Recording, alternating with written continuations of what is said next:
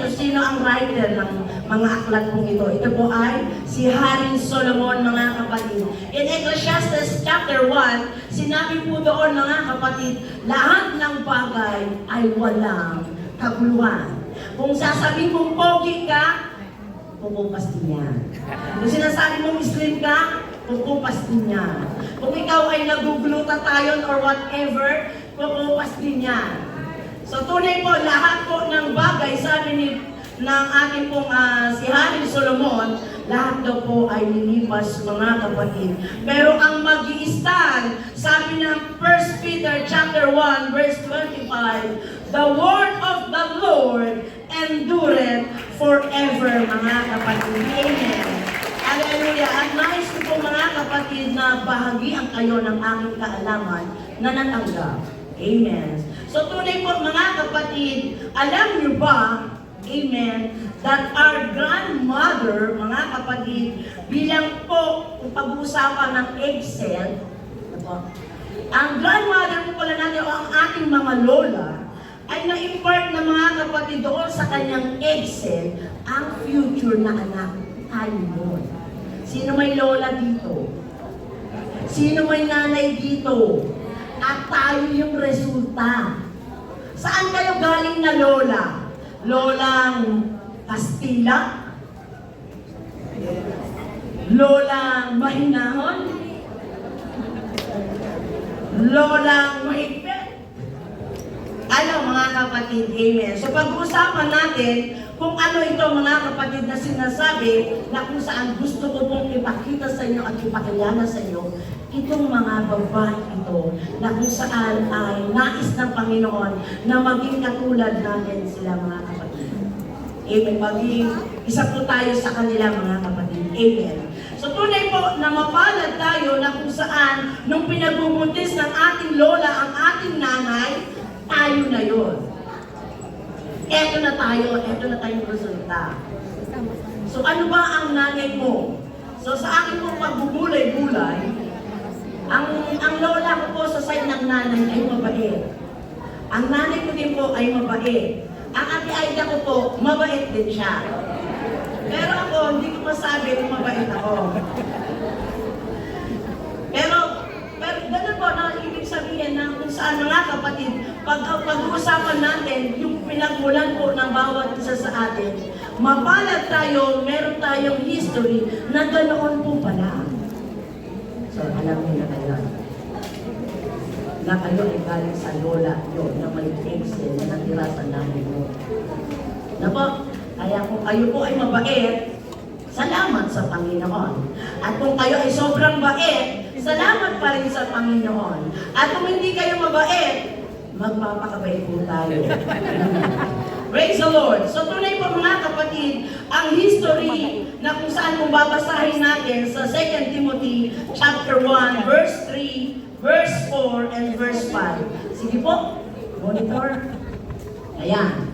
Sabi po ni Apostle Pablo, kay Timothy, eto po, I thank God. Wala pong Tagalog.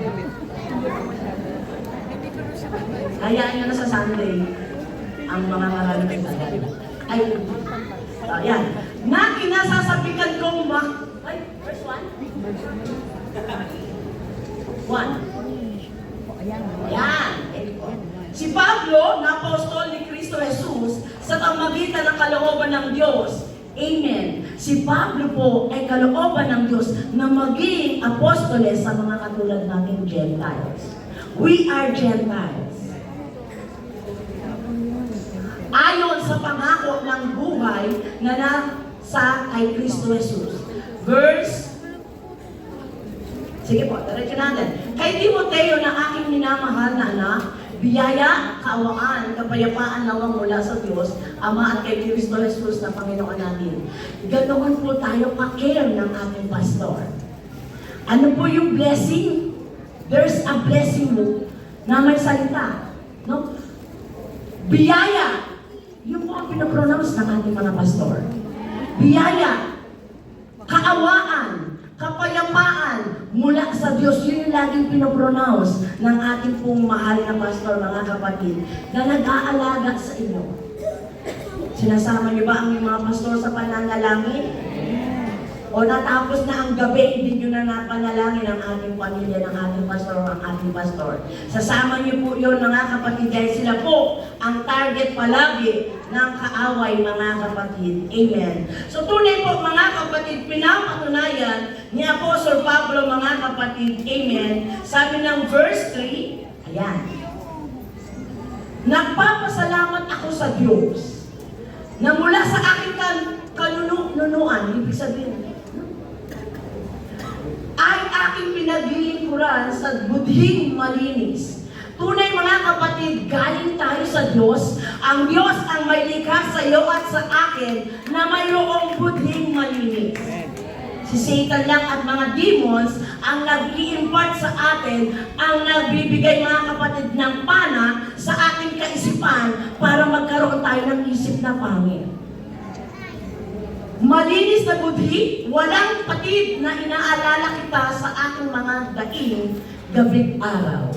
Ang ating pong pastor, kung gaano na karami ang church ng Imos, ganoon po. Ilan po kayang oras na kayo po ay i-mention ng ating pong pastor? Oras po yan. Ang dami niyo po. Ako? At bukod po sa mga leaders niyo sa bawat area, life group. So yun, po, ang ating pong pastor ay lagi po kayong sinasama sa ating pong pananalangin, mga kapatid. Then tunay po, next. Natin nasasabihan kong makita kita na inaalala ang iyong mga paglupa upang ako ay mapuspos ng kagalakan. Then, last verse, verse 5, na inaalala ko ang pananampalatayang hindi pakunwari. Ang lahat ng tinanggap nyo, mga minamahal ko, sa mga bisita namin, ang iyong pag-imbita po ng aming pong kapatid sa inyo ay hindi po pakunwari. Wala po itong bayan. Hindi po binigyan ng allowance ni Pastor Ams yung nag-imbita po sa inyo. Ang Diyos ang may plano kung bakit po kayo narito at makakapakinig ng salita ng Diyos. Meron po tayong bisita na nakilala ko noon pa, nung kami kabataan, sa lumang church. So alam ba, mahal ka ng Diyos?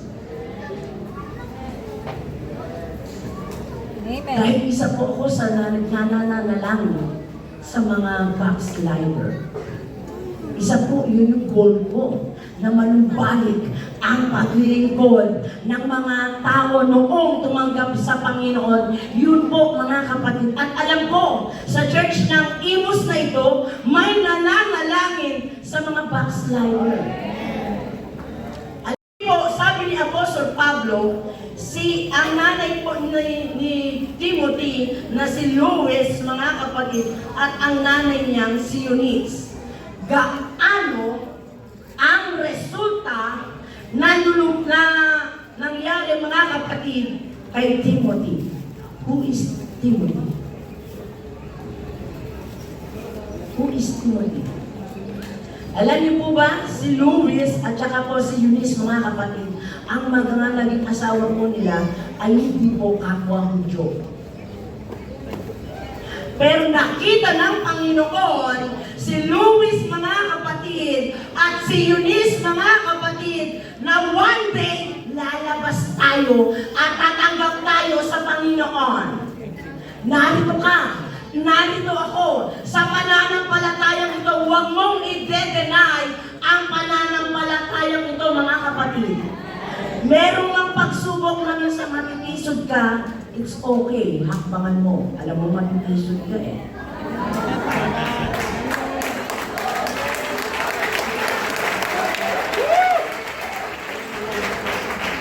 Diba may awit?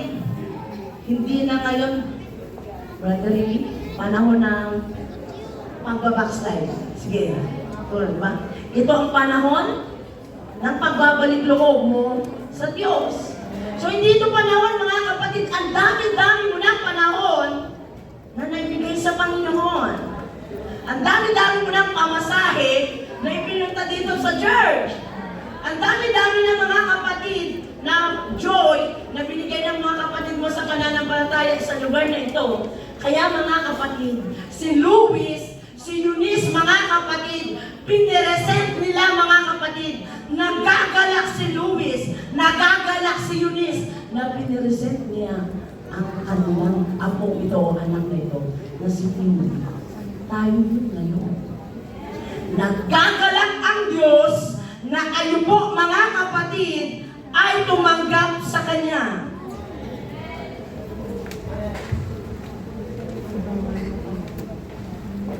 Ang Diyos ang tinanggap nyo. Hindi ang United Pentecostal. Hindi ang ating pastor. Paggalang po sa ating pong pastor. Kaya nga sabi ng Ephesians chapter 4 verses 11 to 12, tumawag ang Panginoon some apostles, prophets, evangelists, pastors, and teachers. Why? Bakit tayo, mga kapatid, bakit ang Diyos tumawag ng mga pastor, ng mga teachers sa Sunday school, or mga teacher na kung saan ay patuloy po na ginagamit ng Panginoon? Why? Sabi ng verse 12, Amen? Ano sabi? Kaya tumawag ang Panginoon ng apostles, ng prophets, ng evangelists, ng pastors and teachers, para ba mag-backslide ka? Para ba matisod ka?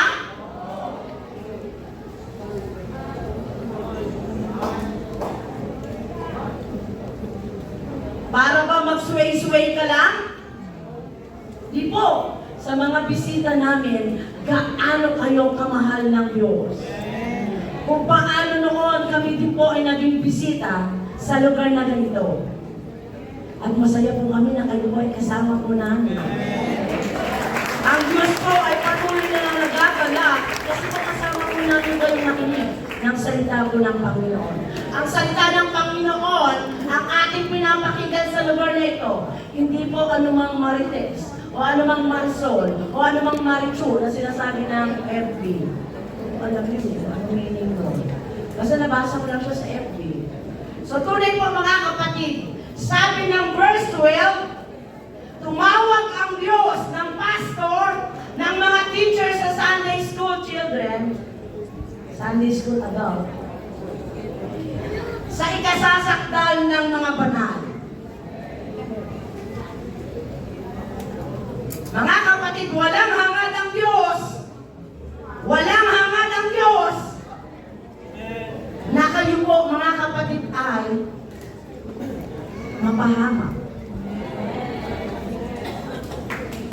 Gusto ng Panginoon, dahil ang Diyos, sabi ng 1 Peter, Amen, 1, verse 16 or 15 and 16, ang Diyos ay banal, kaya kayo, He was saints, kaya tayo na naglilingkod sa Diyos ay magpakabanal. Hindi kailangan maputol-putol na o maputok-putok na yung nitid ng song leader. Hindi kayo nag-realize pa. Sa langit, mga kapatid, ang pagpupuri doon walang katapusan. Ano na po yun? Given na po yun sa mga elderly. Okay lang po rin hindi tumalo. Dahil po ang mga tuhod at mga po ay masakit. Ano na po yun? We respect elderly. But sabi ko nga po doon sa bisita natin nakausap ko kanina, ay po yan, 18 years old na. Pero nananatiling umaaten, nagpupunta sa church, para bakit? Pagsilbihan ng Diyos, papurihan ng Diyos, luwalhatiin ng Diyos, at sambahin ang Diyos. Kaya tayo, pinagbabalaki ng Diyos kay Satan. Hindi lang sa panahon ni Job, until now, mga kapatid, pinagbabalaki ng Jesus kay Satan. Mga bata pag nag-aaway kayo, Bella, diba ganon? Tapos may ganda pa ng mga bata, no? Tapos may tila pa, no? Ganon, ano? So mga kapatid, ganon, maituring ni Satan, nasabi niya, wala namang nakakakita. Yun ang sabi ni Satan. Yung kapatid mo. Wala naman nakakakita. Wala naman si Pastor Abs. Wala naman leader mo. Mga kapatid, gaano tayo inuunawa ng Diyos? Alam mo ba yun? Gaano ang kahabagan ng Diyos sa iyo at sa akin? Alam mo ba yun? Thank you, Jesus. Lagi na lang bang part ng Diyos ang gagawin niya? Kamusta ang part natin? Linggo lang ba tayo banal? Linggo lang ba tayo maingay papuri sa Diyos? Ang nanay, sabi nila, ang MC ba yun, sino nagsabi? Si Ma'am President, sabi niya, di ba mga nanay, ang ingay natin sa bahay.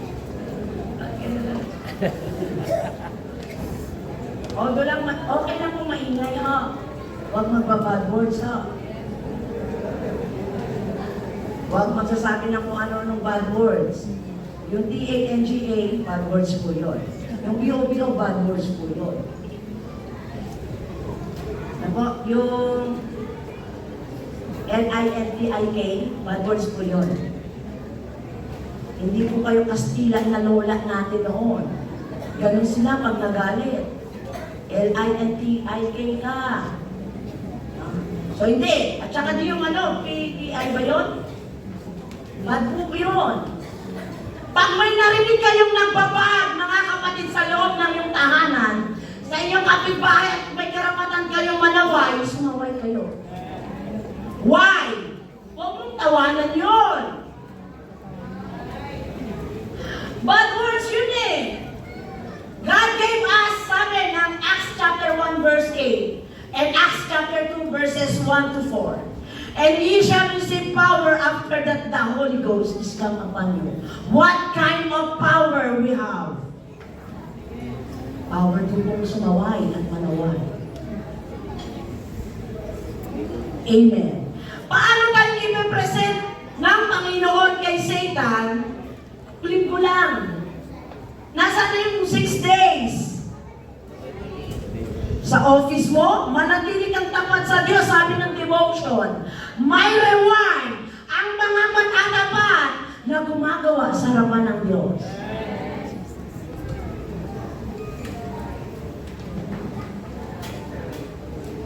Masakit ba ang salita ng Diyos? Totoo po. Sabi ng Acts chapter 4, Hebrews chapter 4 verse 12. For the word of God is quick and powerful than two-edged sword. Masakit ang salita ng Diyos. Masakit yan. Bakit po kayo kailangan saktan? Bakit kayo kailangan tampyasin or i-dream? Bakit? Dahil nakikita ng Panginoon, sumusobra ka na. Pag meron mga kapatid ng paalala sa'yo, ibig sabihin, mahal ka niya. Pag may nagpaalala sa'yo, ibig sabihin, concern siya sa'yo. Huwag yung iba ang palit. Ikaw din naman. Wow. You say, thank you sis, thank you bro, or thank you Brad, thank you pastor, thank you leaders.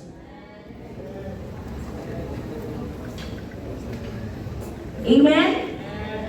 Kaya mga kapatid, ang salita po ng Diyos, masakit po talaga.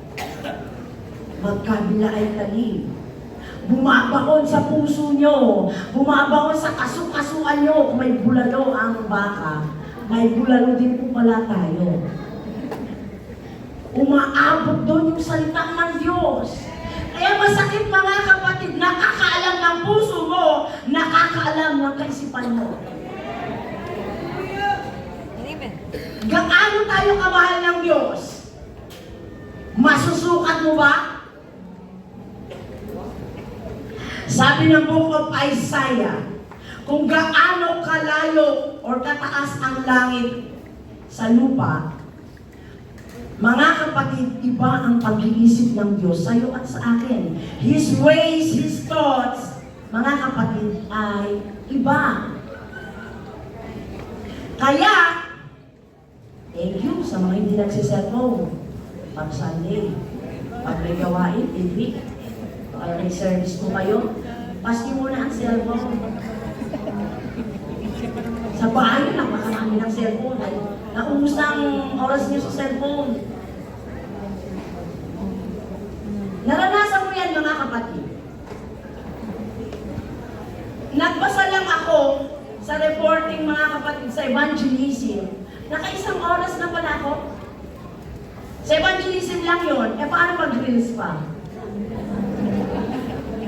Minsan, mapapapuso ka pa nga eh. Mapapa-approve ka pa nga doon eh. Tama ba yun? Basta nakikita ko lang, nakagano sila ba?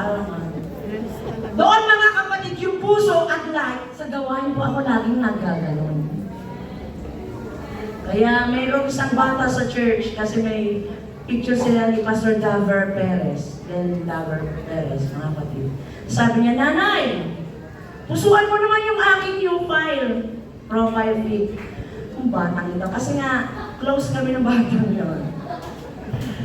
So, hindi ko siya nireplyan dahil sasabihin ko sa kanya sa harapan. Ayaw ko siyang chat, baka iba ang maranasan yung damdamin doon sa loob ng pag mag-chat ako. Mga kapatid, gaano tayo inuunawa ng Diyos sa mga sitwasyon? He is full of mercy, mga kapatid. Pwede ba yun? Magkakasala ako ngayon, mamayang gabi, pa ako matulog, mag-repent ako. Hindi, mga kapatid. The God that we serve, the God that we present to you, the God, mga kapatid, na ating pong worship sa lugar na ito, Diyos na banal. Banal ka lang ba pag Sunday? Yung lagi kong inaano, Sunday lang ba? Sabi ko noon, mga kapatid, nung dati pa akong nagsisimba sa malaking simbahan, nakwento ko doon sa bisita. Sabi ko, noon, nagsisimba ako. Sabi ko sa mga Bible study, mga kapatid, walang nagturo ng Bible or salita ng Diyos sa akin. Basta nagsisimba ako, tinatapos kong yung misa every Sunday, 5 to 6. At pag lumabas ako, ay hindi pa pala. Pag nandun ako sa loob, pag dumaan na yung may tubig, magpapatama ako ng tubig. At pakaramdam ko, yung tubig na yon, mababawasan yung kasalanan ko. Malaki na ako noon. Young people na ako noon. Yun yung aking unawa. Pero mga kapatid, lahat ng nakasulat dito sa loob ng Biblia, loob at labas, luma at bagong tipan, para sa iyo at para sa akin. Sabi ko, linggo lang ba ako mabait? Nagpatama nga ako ng tubig.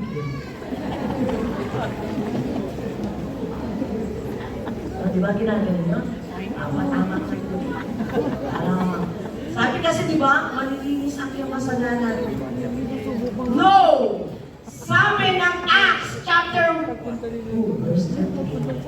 Sila nakaka-memorize noon, Bible professor, Bible school student. Layman! Layman ba na? O, layman, mayas daw, sabi ng sabi.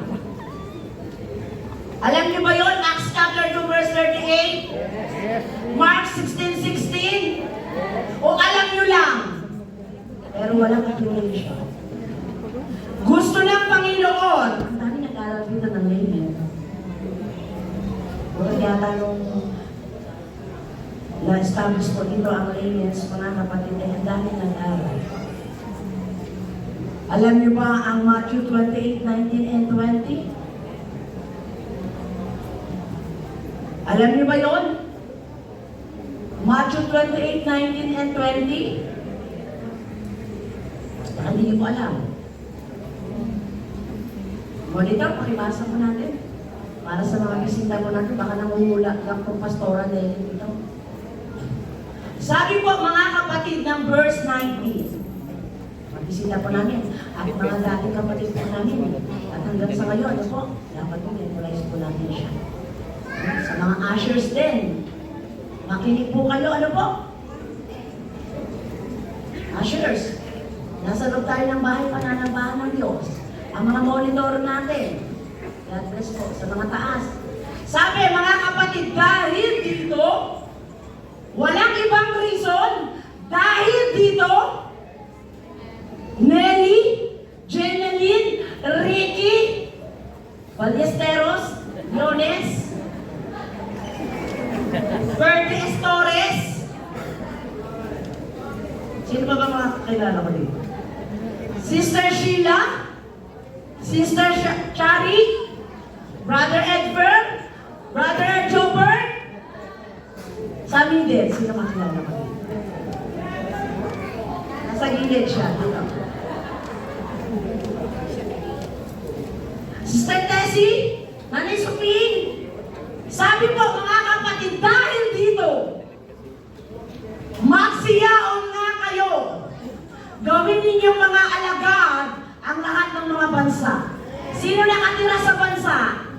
Tayong tao. Nasaan bansa kayo? Kami lang ba ang inuutusan?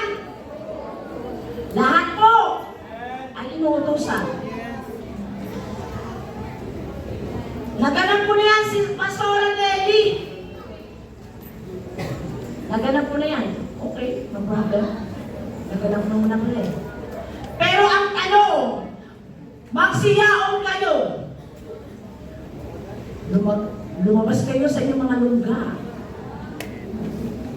Lumabas kayo sa inyong lungga. Pag nasa trabaho kayo, kaya niyong ba ibahagi yan?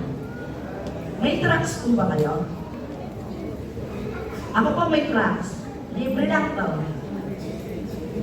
Lagi po ako may trucks, mga kapatid. Sa loob ng bag. Sa time na may makakasalubong ako, lagi po ako may trucks. Amen.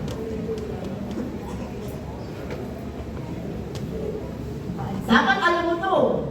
Dapat alam mo yung bibigay mo. Tatlong klase po ito. Gusto niyo po? Tama lang kayo sa akin. Kasi may address ko to. May address po natin sa Tagaytay. Hindi po, si Pastor Abs po ay... Sino po ang leader ng evangelism team dito?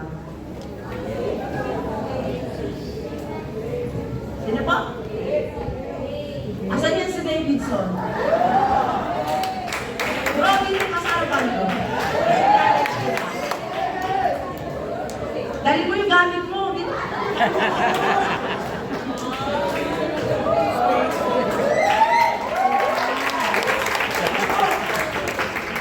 So, tunay po mga kapatid, ang Diyos ay patuloy kang gagamitin kung magpapagamit ka.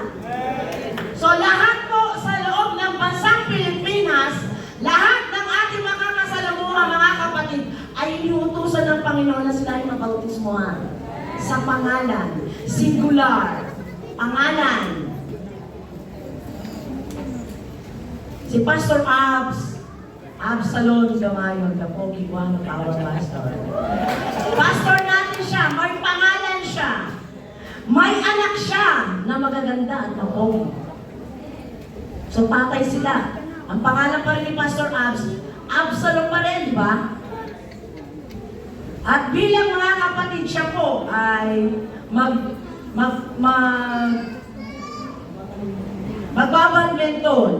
Alam mo, may address ba ng pastor? Ano yung record book ba yun? Ha? Logbook. Di ba susulat mo doon? Or di ba abs? Lahat po mga kapatid may pangalan. Lahat po tayo may pangalan. Gaano ka-importante ang pangalan mo? Pag wala kang birth certificate, hindi ka makapunta sa ibang bansa. Hindi ka makakapag-apply na trabaho. Hindi mo madadala mga kapatid yung halimbawa gusto mong maisin na profession mo, halimbawa, ano po? So, bautismohan mo sila sa pangalan ng Ama. Visitors po namin. Ama, sabi ng John 10 verse 30, bakit nga ba tayo napapunta dito? John 10:30, ako at ang Ama ay isa, sabi ni Jesus Christ. Yung anak, si Jesus yun. Hinatid sa bundok ng Olivo bilang Espiritu si Jesus, Panginoon. Tinanggap sa kaluwalhatian. Naupo sa trono, mga kapatid. May isang trono lang, mga bisita po namin sa kalangitan. Wala pong tatlong trono doon. Walang dalawang trono doon. Isa lang.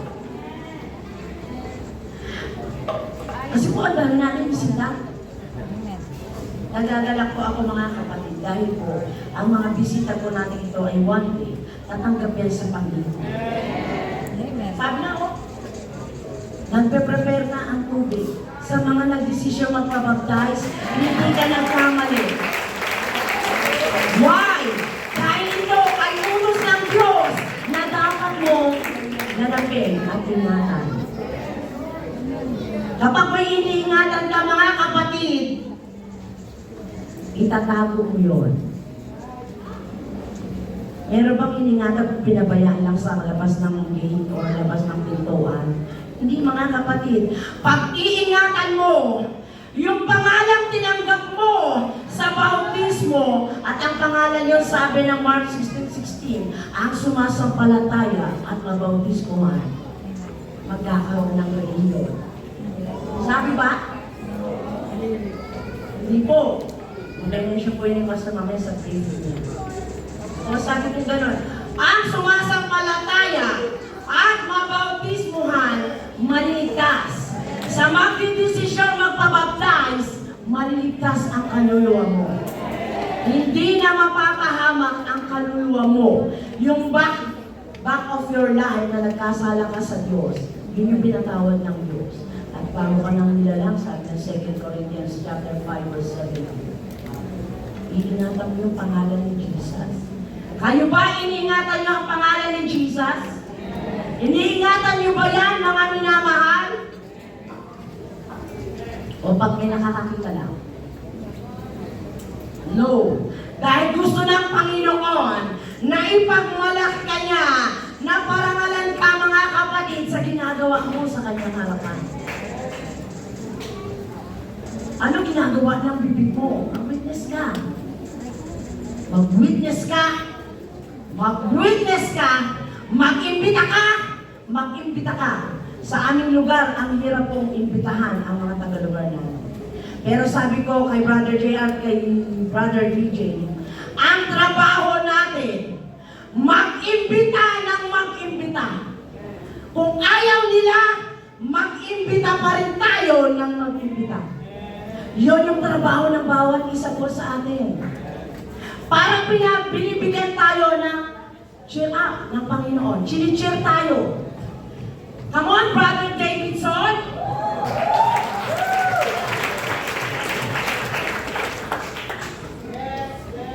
Come on, leaders! Merong solusyon, mga kapatid. Lagi po natin silang isasama sa pananalaman. Kaya mapalad yung mga bata, ang nanay nila at ang tatay nila ay nasa church. Mapalad tayo, mapalad kayo. Amen. Hindi nyo na mararanasan na tumalikod at huwag nyo naman ranasin ang tikman, ang alok ng mundo. Ang alok ng mundo, pansamantala yan, panandalian lang yan. Pero yung alok ng Panginoon, buhay na walang hanggan. Hindi mo pa yun makikita kung paano si Abraham, mga minamahal, hindi niya nakita yung promise ng Kanaan, promise lang. Hindi siya nakapasok doon, pero pinanghawakan ni Abraham. Who is Abraham? Father of our faith. He believes in one God. He applies the faithfulness sa kanya habang nabubuhay po siya sa kanyang buhay. Huwag niyo pong sasawaan na mag-imbita. Minsan masakit talaga po yun. At gagastos ka. Mahal ko ang kaluluwa. Ang buhay ni Jesus Christ ang binayad doon sa krus ng Kalbaryo. Ingatan mo ang pagkatawag sa iyo ng Diyos. Huwag mong hayaan na nakahiga ka na lang sa kakababalik sa Diyos. No? Sabi ko nga rin sa bisita, nakita namin si Sister Lan. Tingnan mo yan, oh. Nagsusumikaw siyang mag-church, maglakad, magmula doon sa pintuan mo ng dito. Pero ikaw, hindi mo siya, lumalumanin naman ko. Pero ikaw, buka, balik ka sa church ulit sa susunod na Sunday. At sabi ng isang kapatiran, ba't ka naroon sa likod? Andun po kasi yung bisita. Kaya kayo po, pag may bisita kayo, nag-iiwan.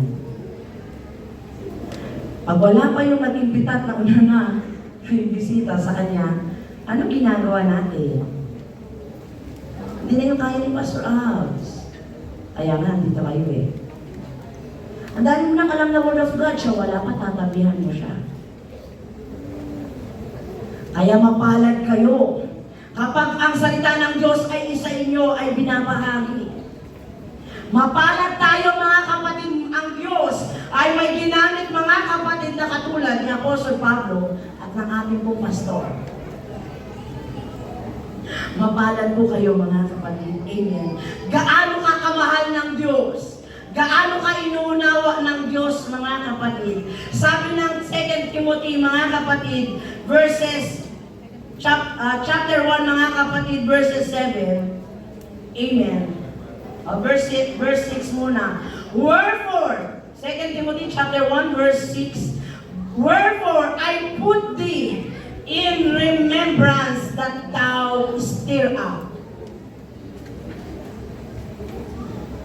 Mga kapatid, gusto ng Panginoon na palakasin ka niya. Ginamit ng Panginoon, mga kapatid, ang kanyang salita para i-cheer ka. Kaya mo yan. May problema? Kaya mo yan. Lahat, mga kapatid, daranas tayo. Diba sabi? Lahat ng naranasan ng Panginoon, mararanasan natin. Hindi deny din tayo. Pero sabi ng Panginoon na pagtagumpayan mo na yan, anak. At sabi mga kapatid ng verse 7, for God had not given us the spirit of fear. Natatakot ako, Pastor Nelly, na mag-share. No! Huwag ka matakot. Sabi mo lang, mahal ka ng Diyos. Invite kita sa church sa Sunday. Meron din kaming gawain Wednesday. Meron din kaming gawain ng LM or anumang departamento kayo naroroon. Invite niyo po. At sabi po doon, but God gave us power and of love and of sound mind. Nung wala tayo sa Panginoon, wala tayong kapangyarihan na mag-imbita. Wala tayong pag-ibig sa ating kapwa. Wala tayong mga kapatid katinuan sa ating kaisipan. Ngunit nung tayo po ay tinawag ng Panginoon, lahat ng ito, yung kapangyarihan ng Acts chapter 1 verse 8, natanggap mo. At sa mga wala pang Holy Ghost, inaas to sa Diyos. Hinihingi ito sa Diyos. Regalo ito ng Diyos. Malayang ibinibigay ito ng Diyos. Hindi lang once in a lifetime ka makakaroon ng Holy Ghost. Every day of your life. Because sabi ng John, chapter 14, verse 26, itong banal na espiritu na kung saan ito yung mga aliw. Kapatid, alam niyo yung word na mga aliw? Dumating ang problema, dumating ang karamdaman, dumating ang kawalan, aaliwin ka ng espiritu ng Diyos. Aaliwin ka. Hindi ang cellphone ang mag-aaliw sa'yo. Mata mo lang yan. Mata mo lang yan, Hallelujah. Amen. Pero ang Espiritu ng Diyos, buong kaluluwa mo, buong pangangatawan mo at kalusugan mo, emotionally and intellectually, at kapalain ka ng salita ng ating Panginoon. Binigyan ka niya ng kapangyarihan. Binigyan ka niya ng punong-puno ng pag-ibig, mga kapatid. Amen. Sabi ng 1 Corinthians chapter 13, the love chapter. And the same, 2 Timothy chapter 1 verse 13. Hold firmly the pattern of sound words which you have heard. Lahat ng salita ng Diyos, isisink in niya sa kaisipan mo at sa puso mo, mga kapatid. Bakit? Nais ng Panginoon na manatili ka. Sabi ng awit sa devotion, keep me true, Lord. Jesus, keep me true. Amen. At sabi mga kapatid, makakapagmalaki ba tayo sa Diyos? Sino po dito may sasakyan? Sinasakay niyo ba ang ating pastor? Hinahatid niyo ba ang ating pastor? Boy, kilos. Nagpag-prayer request kay Lord. Sa Panginoon, sa ating pastor. Pastor, pa-pray niyo ako. Gusto ko magkaroon ng sasakyan. Sinagot kayo ng Diyos? Apo, di ba? Sinasakay niyo ba ang ating pastor? Marami na naman sasakyan dyan. Ikaw na magkusa, kahit hindi ka ruta doon, it's your privilege na ihatid ang lingkod ng Diyos. At makikita mo doon, sasabihin ko sa'yo, beyond expected. Beyond expected ang sagot ng Diyos. Mga bata, nagbe-bless pa kayo kay Pastor Abs? Mga young people, nagbe-bless pa kayo kay Pastor Abs? Hindi lang sa mga lolo nyo at lola nyo na nagbibigay sa inyo ng allowance or pamasahe. Sa ating po, Pastor. Why? We reverend Him. Ginagalang natin ang ating Pastor. Yung paggalang, pag nag-bless ka, respect mo yun sa ating Pastor. Hindi lang sa mga elderly natin gagawin yun. Lalo na sa ating pong pastor. Alam niyo po sa church ng Tagaytay, kahit yung mga elderly doon, nag-bless kay pastor. Ayaw man abot ni pastor ang kanyang kamay. Sabi, pastor, sabi ng elderly, pastor, ginagalang ko na.